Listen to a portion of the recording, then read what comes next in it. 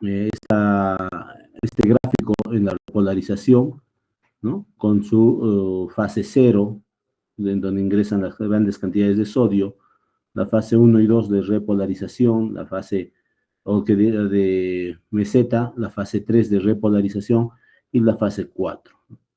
Y las células eléctricas o de respuesta lenta, que no está aquí su gráfica, pero que tienen la fase 4 inestable que hemos conversado. Miren, hay bastantes canales de sodio, hay canales de potasio, hay bastantes genes y proteínas que actúan a nivel genético en las células cardíacas y miocárdicas, pero lo más importante es recordar el potencial de acción. Entonces, el potencial de acción en las células eléctricas o en las células mecánicas o miocitos, propiamente dichos, hemos dicho que tenemos una fase 4 que está estable en espera de una orden eléctrica que despolarice, ¿no?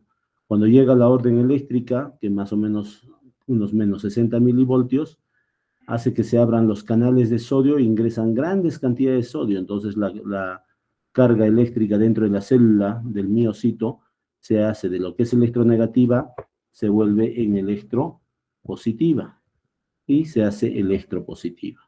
Luego tenemos la fase 1 y 2 de meseta, donde ingresan todavía cantidades de sodio, van saliendo calcio, disculpen, ingresan calcio, va saliendo algo de sodio, y después ingresan las cantidades de potasio y va saliendo sodio y cada vez se hace más electronegativa para llegar nuevamente al potencial de membrana que está en más o menos menos 60, menos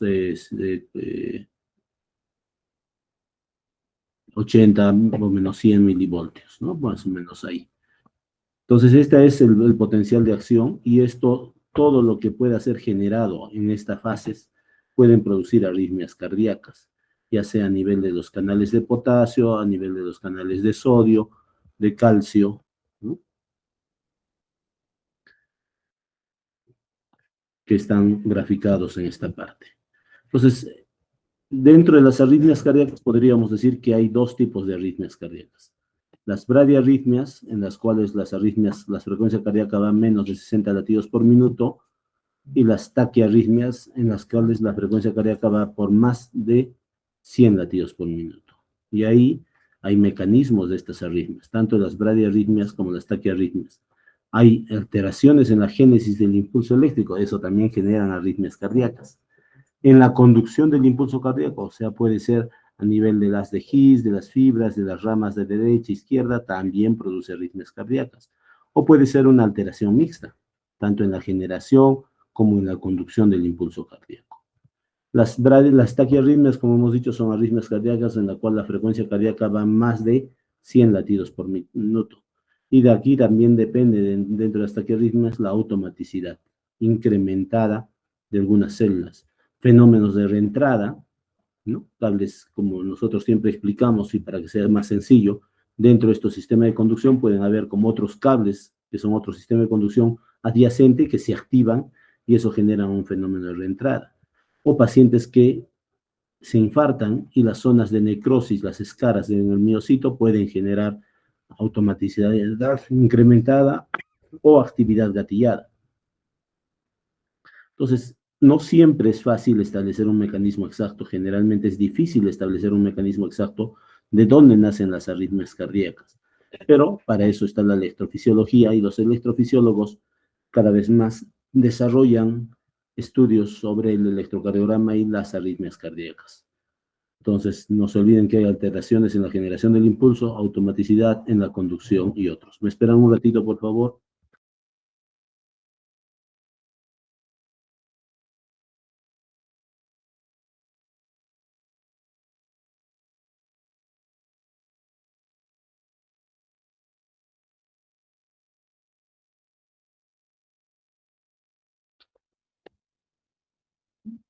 Recuerden que el nodo sinusal y la actividad eh, automática sinusal, el vago y todos pueden actuar en la fase 4, la tiroides y las hormonas tiroideas también.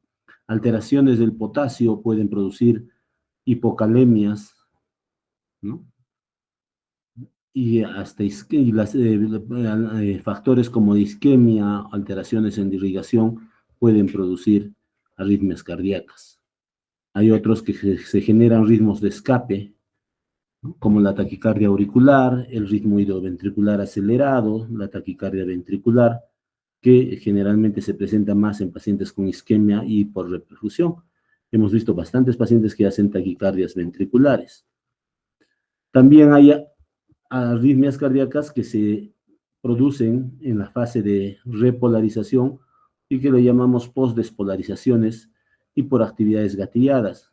Se dice que una zona muy sensible para generar arritmias severas son la fase 3 o al final de la fase 2 en la fase 3, donde hay actividades gatilladas que generalmente coinciden en el electrocardiograma con la onda T y generan arritmias cardíacas severas.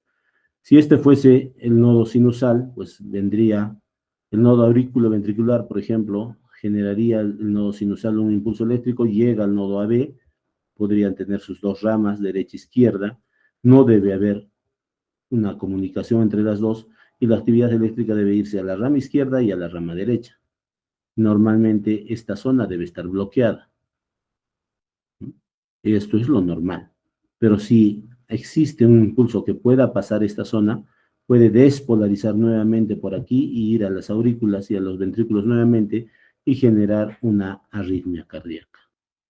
Entonces la zona de bloqueo impide el paso del impulso eléctrico bidireccional, ni por este lado ni por este superior va a llegar. Mientras que en las arritmias, en los fenómenos de reentrada, pueden haber impulsos, cables eléctricos que nosotros le llamamos, o sea, células eléctricas, que permiten el paso retrógrado del impulso eléctrico, que ya pasó por acá normalmente y que debería irse a la izquierda a la derecha, pero uno puede llegar y nuevamente ir a la parte superior y producir un fenómeno de reentrada y generar una arritmia cardíaca. Lo importante que ustedes deben saber en cardiología clínica y cuando sean médicos generales es que el abordaje de las arritmias cardíacas siempre comienza, como en todo cardiología, con una adecuada historia clínica, una adecuada evaluación física del paciente, tomar las funciones vitales, no se olviden la presión arterial, la frecuencia cardíaca y un electrocardiograma. No se olviden que enfermedades sistémicas como la enfermedad cardiopulmonar, el cor pulmonar, la fibrosis pulmonar pueden generar arritmias cardíacas. Que tenemos otros estudios como el electrocardiograma de 24, 48, 72 horas que se llama Holter. O en casos de arritmias que son muy esporádicas, que se presentan cada 3 meses, 6 meses, una vez al año, o que no sabemos en cuándo se va a presentar y son esporádicas, podemos poner monitores implantables. Pequeños monitores debajo de la piel y se coloca parecido al marcapaso y ahí se deja hasta que tenga la arritmia cardíaca el paciente o la sintomatología. Se pone un imán encima o por vía telefónica se manda y se estudia y lo estudian en diferentes países y nos mandan la respuesta de si ha tenido una arritmia cardíaca importante o no. Todos los seres vivos, y eso recuerden chicos, todos los seres vivos, especialmente los humanos, tenemos una variabilidad normal de la frecuencia cardíaca. No somos robots, no somos máquinas. La frecuencia cardíaca no puede estar todo el rato en 60, 60, 80, 80, 80. Entonces, hay una variabilidad fisiológica de la frecuencia cardíaca con el ejercicio, incluso con la respiración, que es mucho más evidente en los pacientes de menor edad, en los niños y jóvenes, ¿no? La que ustedes pueden encontrar en el Holter, por ejemplo, que hay una variabilidad normal de la frecuencia cardíaca. Otros estudios para ver postpotenciales, el TIL-test, por ejemplo, que es un examen que se hace en una mesa basculante, es una camilla que se puede poner hasta en 90 grados, ¿no? Comienza con 0 grados echados en decúbito del paciente, se le pone unos seguros para que no se pueda caer el paciente, que son como unas cintas a nivel del tórax, otras a nivel de los miembros superiores, inferiores, incluso la cabeza. Y esta mesa se levanta y se comienza a poner en 60, 75 grados, y ahí se mantiene al paciente. Y son para ver estudios de pacientes que tienen síncope, por ejemplo, la prueba del tilt test o mesa basculante. Y mucho más invasivo, pero también mucho más exacto, es el estudio electrofisiológico, en la cual los pacientes pueden entrar para una evaluación de su arritmia cardíaca y por punción se llevan unos catéteres, tanto por las arterias y las venas femorales, inguinales, algunas veces por la yugular, se ingresan cables hasta las cavidades cardíacas y se monitoriza en qué zona está la arritmia cardíaca. Entonces podemos ver un electrocardiograma, como por ejemplo aquí, donde pueden ver la onda delta, ¿no? ¿Qué es la onda delta? Es una indicación de que hay un cable eléctrico, hay unas células eléctricas que comunican las aurículas directamente con los ventrículos, saltándose el nodo AB, y pueden despolarizar. Y miren, la onda P y el PR es corto, y nuevamente la onda delta y el complejo QRS. Por ejemplo, este es el síndrome de Wolff-Parkinson-White o el síndrome de preexcitación, ¿no? Que podemos verlo aquí en 1, en 2, con un PR corto, con la onda delta, y que podríamos mandarlo a ablacionar a estos pacientes, ¿no?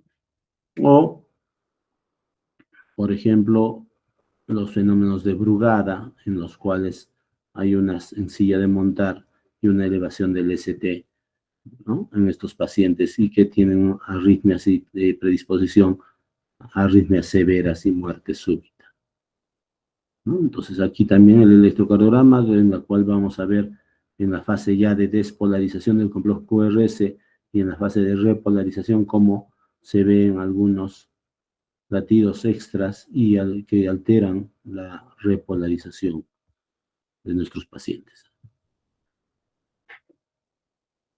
Entonces, el abordaje del paciente, como hemos dicho, una adecuada historia clínica, un examen clínico, y siempre recordar los antiarrítmicos, ¿no? Los antiarrítmicos, según la clasificación de quién.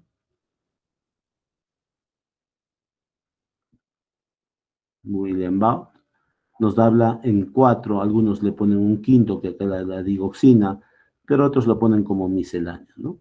Clasificación de las drogas que actúan a nivel de los canales de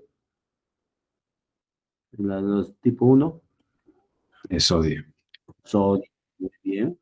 Tipo 2, beta bloqueadores. Tipo 3, amiodarona, sotalol y otros que actúan a nivel de los canales de potasio. Tipo 4, De calcio. a los niveles de calcio, los calciantagonistas están ahí, y las misceláneas como son los alfa bloqueantes, los bloqueadores de digoxina y otros.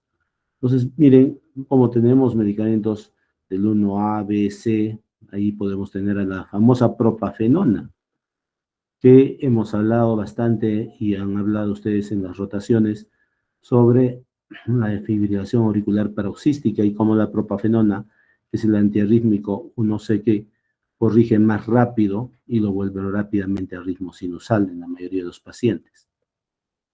Pero también tenemos la amiodarona, que también tiene efectos sobre el 1, sobre el 2, pero principalmente sobre el grupo del tercer grupo, de los canales de potasio, y por eso es que la amiodarona, que es otro antiarrítmico que vemos y utilizamos frecuentemente en fibrilación auricular, este es el antiarrítmico que más eficacia tiene para controlar la fibrilación auricular y volverlo en ritmo sinusal.